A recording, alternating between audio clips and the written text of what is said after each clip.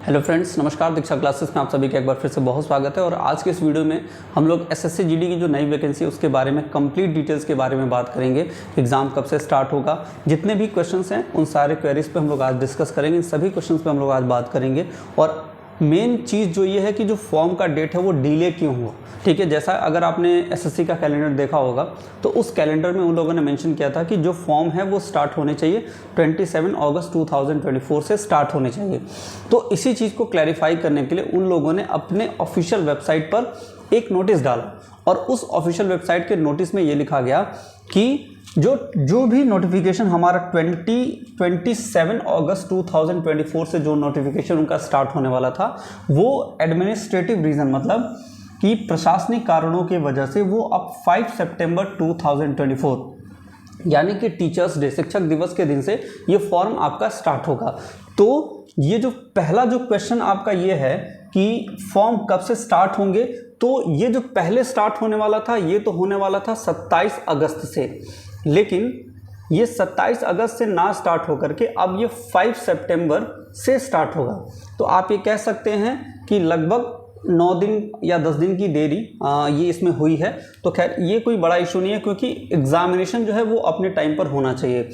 तो फॉर्म 27 अगस्त से स्टार्ट होने वाले थे, वो अब 5 सितंबर 2024 से स्टार्ट होंगे। तो ये 8-9 दिन का जो डिले है ये हुआ है वेबसाइट की तरफ से, उन लोगों ने क्लैरिफाई भी इस चीज़ को कर दिया है, ठीक है। पहला क्वेश्चन ये हो गया। दूसरा, एज लिमिट, जो बहुत सारे बच्चों की क्वेरी है। सबसे बड़ा एक सवाल ये है कि एज क्राइटेरिया क्या होगा, ठीक है।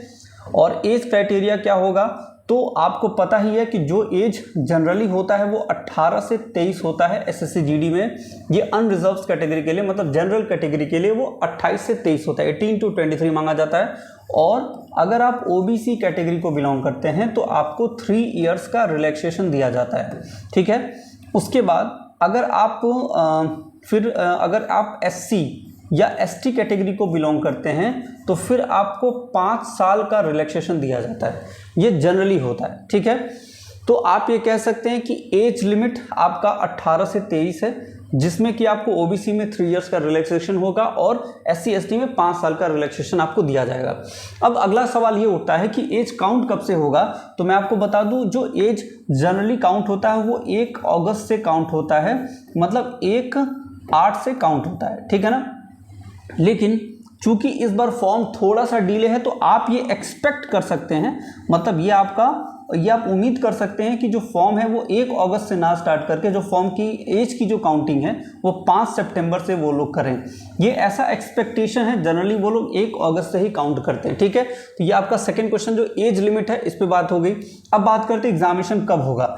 तो एग्जामिनेशन जो उनका कैलेंडर है, एज पर द कैलेंडर ये एग्जामिनेशन होना चाहिए जनवरी और फरवरी में।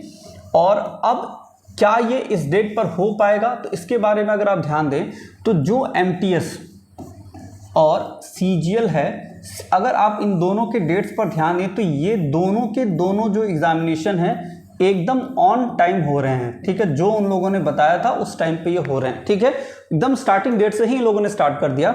और तो अब आप इस चीज़ को देखकर आप उम्मीद लगा, वैसे भी एसएससी सीजीएल जो है वो एसएससी जो है वो जनरली कभी कभी अगर छोड़ दें आप तो उसके बाद जनरली हमेशा अपने टाइम पर ही एग्जामिनेशन कराता है।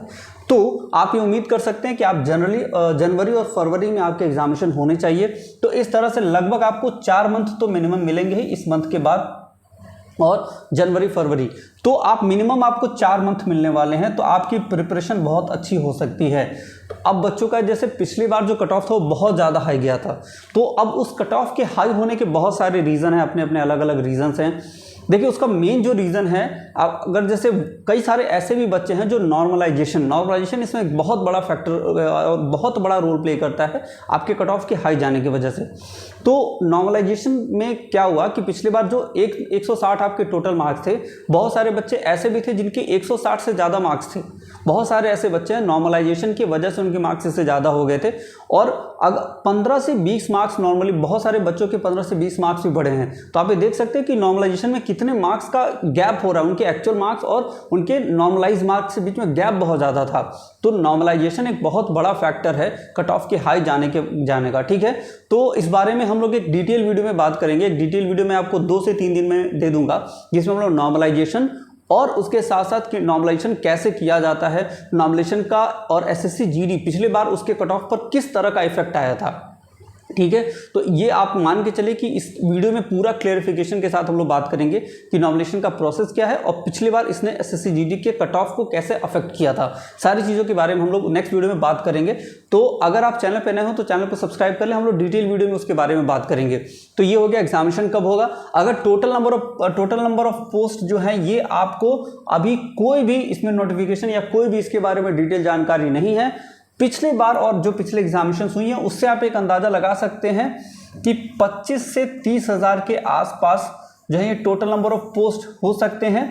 लेकिन ये अगेन ये एक एक्सपेक्टेशन है और बाकी जो रियलिटी है नंबर ऑफ पोस्ट की वो फॉर्म आने के बाद ही हम इस चीज़ के बारे में बात कर सकते हैं। ठीक है, तो जब तक फॉर्म नहीं आ जाता हम लोग इस चीज़ के बारे में डिटेल में बात नहीं कर सकते। ठीक है, तो चूंकि ये आपके सारे क्वेश्चंस थे तो इस बारे में इस वीडियो में हम लोगों ने डिटेल में बात किया। जो नेक्स्ट वीडियो होगी उसमें हम लोग इसके जो भी हमारे कट ऑफ का जो एक प्रोसेस है, नॉर्मलाइजेशन जिस भी प्रोसेस से किया जाता है हम लोग उसके बारे में बात करेंगे। कट ऑफ इतनी हाई क्यों गई, तो वो भी वीडियो में बहुत जल्द आपको लेके आऊँगा, ताकि आप अगर ये एग्जामिनेशन दे रहे हैं तो आगे आपको क्लैरिफिकेशन होनी चाहिए कि इतनी हाई कट ऑफ गई तो गई कैसे, और हम लोग उस हिसाब से अपनी स्ट्रैटेजी बनाएंगे आगे प्रिपरेशन करने के लिए। तो उम्मीद करते हैं वीडियो आपको अच्छी लगी होगी। अगर आप चैनल पे नए हो तो सब्सक्राइब जरूर कर ले। मिलते हैं नेक्स्ट वीडियो में, अभी तक आप बने रहे।